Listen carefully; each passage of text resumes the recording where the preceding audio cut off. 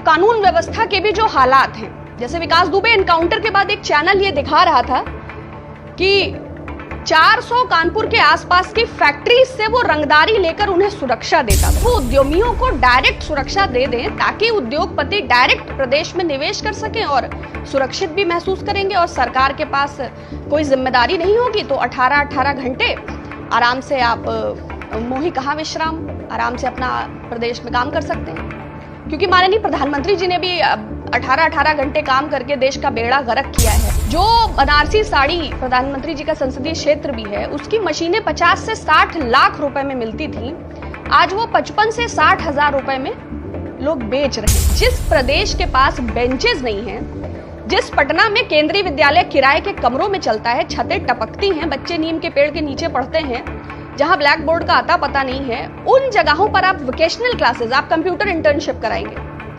पहले अपने सरकारी विभागों में कंप्यूटर प्रोवाइड कर दीजिए। वो सन 1920 के सीपीयू लेके लोग बैठे हुए हैं। डॉक्टर्स ने रेनकोट और हेलमेट पहन के इलाज किया है। अब सरकार, अगर केंद्र सरकार कुछ ना दे सके तो भाभी के पापड़ ही उपलब्ध करा दीजिए। नमस्कार, आशा है आप सब अच्छे हैं और ढेर सारे स्नेह, आशीर्वाद और प्रेम के लिए आपका बहुत धन्यवाद। आपके मैसेजेस मुझे समय समय पर मिलते हैं और उत्साहवर्धन होता है।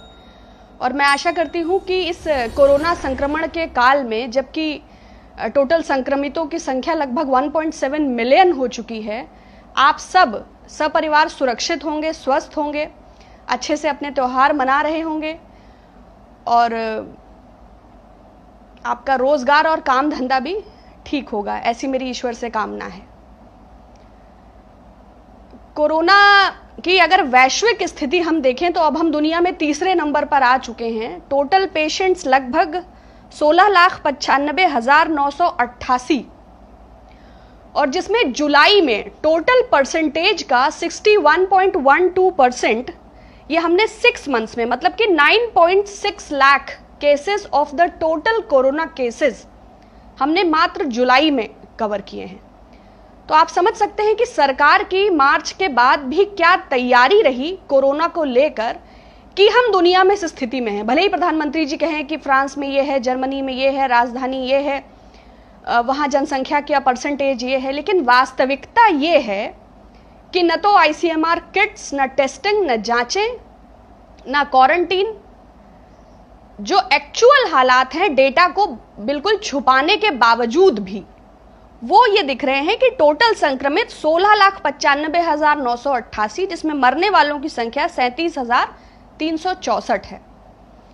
तो संदेश एकदम स्पष्ट है कि अपने स्वास्थ्य की सुरक्षा स्वयं करें, अपने रोजगार की सुरक्षा स्वयं करें, अपनी सीमाओं की सुरक्षा स्वयं करें, देश की सीमाओं की सुरक्षा स्वयं करें, अपनी बहू बेटियों की सुरक्षा स्वयं करें, अपने नाली पनारे और मेड़ के झंझट को स्वयं सुलझाएं, क्योंकि जो प्रदेश की और देश की जो कानून व्यवस्था के भी जो हालात हैं, जैसे विकास दुबे एनकाउंटर के बाद एक चैनल ये दिखा रहा था कि 400 कानपुर के आसपास की फैक्ट्री से वो रंगदारी लेकर उन्हें सुरक्षा देता था। अगर 400 फैक्ट्रीज को सुरक्षा विकास दुबे देता था तो सरकार और शासन प्रशासन क्या करते थे? और अगर अपराधी उद्योगों को सुरक्षा देने में इतना सक्षम है तो हजारों करोड़ रुपए ये इन्वेस्टर समिट के नाम पर सरकारें क्यों नष्ट करती हैं?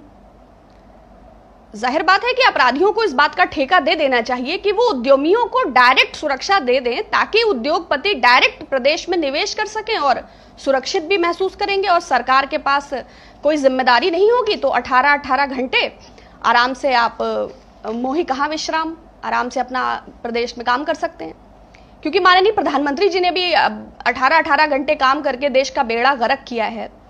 चाहे बात अर्थव्यवस्था की हो, चाहे बेरोजगारी की हो, चाहे देश के युवाओं की हो, चाहे महिलाओं की हो, चाहे विदेश की नीति की हो, चाहे राष्ट्र की सीमाओं की हो, हर मुद्दे पर जो हालात हैं।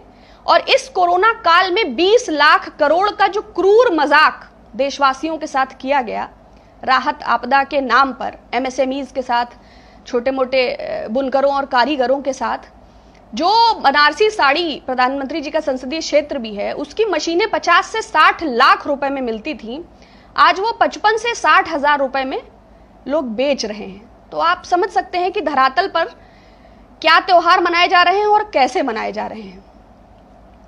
दूसरी महत्वपूर्ण बात, कल स्मार्ट इंडिया हैकाथन को संबोधित करते समय माननीय प्रधानमंत्री जी ने कहा कि this new education policy is this spirit of new India, अर्थात ये जो नई शिक्षा नीति है यह भारत की, नए भारत की आत्मा है। तो इस हिसाब से तो मुझे लगता है कि आत्मा परमात्मा में पूरी तरह विलीन है और education is rest in peace.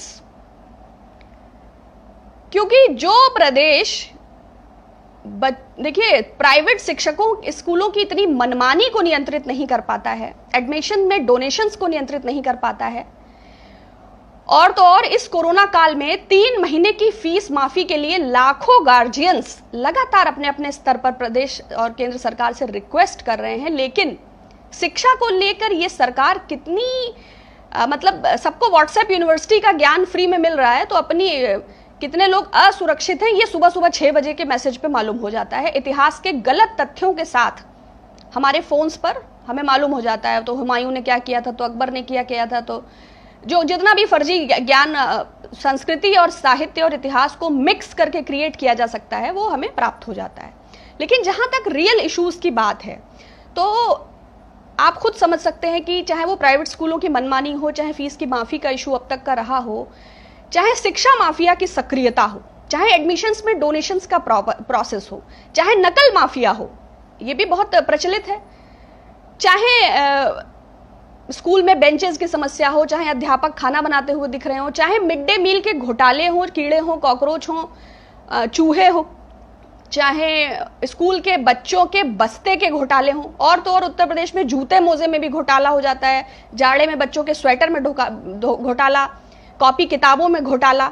इससे भी आगे बढ़े तो अभी जो कस्तूरबा विद्यालय में अनामिका शिक्षिका थी, तो आधा दर्जन अनामिका मिली थी शिक्षिका की नौकरी में। जब डिजिटली उसको किया जाता है तो तमाम सारी दीप्ति मिलती हैं, बहुत सारी मोनिका मिलती हैं। तो आप समझ सकते हैं कि शिक्षकों के इतने अभाव में भी कितनी मारामारी है, और उसके बाद फिर ट्रांसफर पोस्टिंग हो जाती है और मालूम नहीं चलता है। और जो शिक्षक भर्ती घोटाले का आरोपी होता है, जैसे ही उसके तार व्यापम से जुड़ते हैं तो वो भी अंतर ध्यान हो जाता है। फौरन जो है वो जो इस केस को छानबीन कर रहे थे उनका तबादला हो जाता है, नया डीएम आ जाता है, नया कलेक्टर आ जाता है। तो सरकार एजुकेशन को, एजुकेशन के सिस्टम को, एजुकेशन से जुड़े हुए लोगों को और बेसिक शिक्षा मंत्री समेत कितना गंभीर है, इसको कहने की आवश्यकता नहीं है। तो ये स्पिरिट ऑफ न्यू इंडिया, ये एक जुमला है। जैसे अब तक, जैसे 20 लाख करोड़ का वो पूरा पैकेज 10% ऑफ द जीडीपी था, इसके लिए भी कहा कि 6% ऑफ द जीडीपी, जबकि अभी 3.2% ऑफ द जीडीपी है। तो कुल मिलाकर ये निजीकरण को बढ़ावा है। एक रिलायंस अंबानीज का स्कूल, बहुत जियो यूनिवर्सिटी आएगा, जैसे जियो आप सिम यूज कर रहे हैं। इंटरनेशनल जो यूनिवर्सिटीज को जो बुला रहे हैं, तो हमारी अपनी यूनिवर्सिटीज को ग्रांट का कितना प्रॉब्लम है, कितनी खस्ता हालत है सेल्फ फाइनेंस के कोर्सेज की।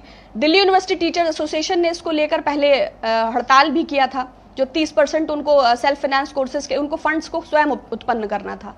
बाकी जेएनयू हो या सेठ रामजस कॉलेज हो या वीसीज के अपॉइंटमेंट्स हो, ज्यादा डिटेल में मैं नहीं जाऊंगी, लेकिन एक्चुअली जो पोजीशन है एजुकेशन की, उसमें सरकार की ये मंशा नहीं दिखती कि सरकार एजुकेशन को लेकर कहीं भी गंभीर है। या वोकेशनल ट्रेनिंग के लिए सरकार ने कहा, अभी ऑलरेडी शिक्षकों का इतना अभाव है। जिस प्रदेश के पास बेंचेस नहीं है, जिस पटना में केंद्रीय विद्यालय किराए के कमरों में चलता है, छतें टपकती हैं, बच्चे नीम के पेड़ के नीचे पढ़ते हैं, जहां ब्लैक बोर्ड का आता पता नहीं है, उन जगहों पर आप वोकेशनल क्लासेस, आप कंप्यूटर इंटर्नशिप कराएंगे।